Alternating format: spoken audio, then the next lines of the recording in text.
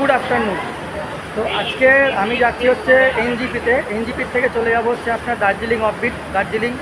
তো এইটা আমার ফার্স্ট জার্নি, সেটা হচ্ছে আপনার হচ্ছে তিস্তা সোর্সা এক্সপ্রেসে। আমি আগে কিন্তু কোনোদিন তিস্তা সোর্সা এক্সপ্রেসে মানে জার্নি করিনি, এইটা হচ্ছে আমার ফার্স্ট জার্নি। তো চলুন এই গাড়িটা কোথায় কোথায় দাঁড়াচ্ছে, কীরকম যাচ্ছে সবটাই আপনাদের দেখাবো, এবং দার্জিলিং গিয়ে তো আপনাদের সবটাই দেখাবো। একটা ইনফরমেশন দিই, সেটা হচ্ছে যে এই তিস্তা তোস্তা এক্সপ্রেস 13141 এই ট্রেনটির প্রথম দিকে হচ্ছে ইঞ্জিন, তারপরে হচ্ছে আপনার 3টে জেনারেল, তারপরে আছে A1 দুটো, তারপরে আছে B1 B2 B3 B4, তারপরে আছে S1 থেকে S8, আবার জেনারেল দুটো। এই হচ্ছে কোচ পজিশন।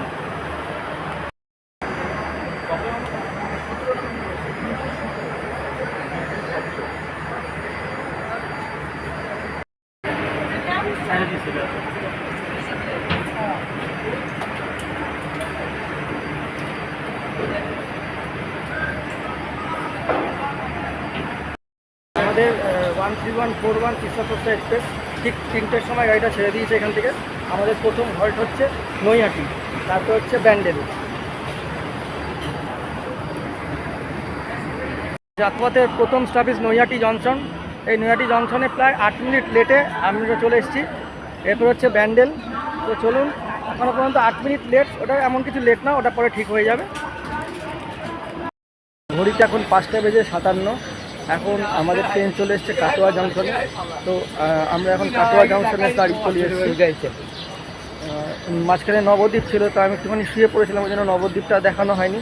তো চলুন, মোটামুটি ট্রেনটা এখন ওই 2 থেকে 3 মিনিট লেটে চলছে কাটোয়া জংশন।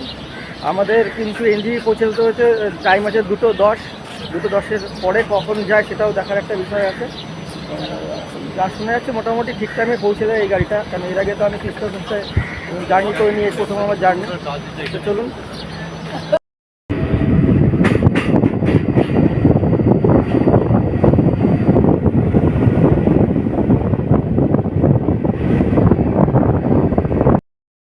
বেজে 17 আমরা চলে এসেছি আজিমগঞ্জ স্টেশন চলে এসেছি আমরা।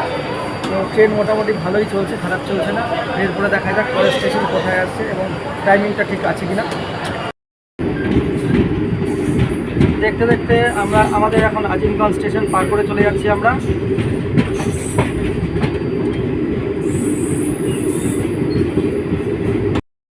যাচ্ছি কিন্তু একটা একজনের মারফত আমি ঘুরে যাচ্ছি, সেটা এনজিপিতে নামতে নামতে দুটো গাড়িটা হয়ে যাবে তিস্তা সোর্সা এক্সপ্রেসে। তারপরে ভোরবেলা আমরা আবার ওখান থেকে গাড়ি ধরে চলে যাবো হচ্ছে পাহাড়ে। সেই পাহাড়ের ভিডিওটা আপনাদের দেখাবো, অনেকদিন বাদে পাহাড়ে যাচ্ছি, যাওয়া হয় না। ভিডিওটা আপনারা দেখতে থাকুন, যদি ভালো লেগে থাকে লাইক দেবেন, সাবস্ক্রাইব করবেন এবং অনেক অনেক শেয়ার করে দেবেন। আমরা কিন্তু চলে এসেছি জঙ্গিপুর স্টেশনে।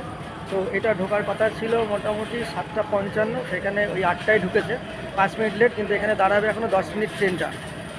তো চলুন, এরপরের স্টেশনে আবার দেখা হচ্ছে।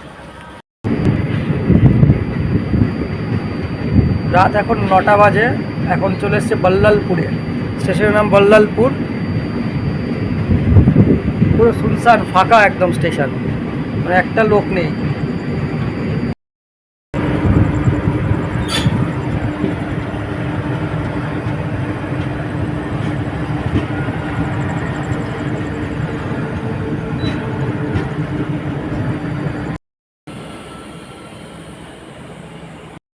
নটা বেজে 10 মিনিট হয়ে গেছে। আমরা এখন নিউ ফারাক্কা জংশনে ঢুকেছি। ট্রেনটা মোটামুটি ওই 5-7 মিনিট লেট করলো নিউ ফারাক্কা জংশনে ঢুকতে। তো এখন খাওয়া দাওয়া হয়ে গেছে, ঘুমিয়ে পড়বো। তো চলুন, আবার দেখা হবে রাত 2টোর সময়। রাত 2:10 হচ্ছে আপনার নিউ জলপাইগুড়ি।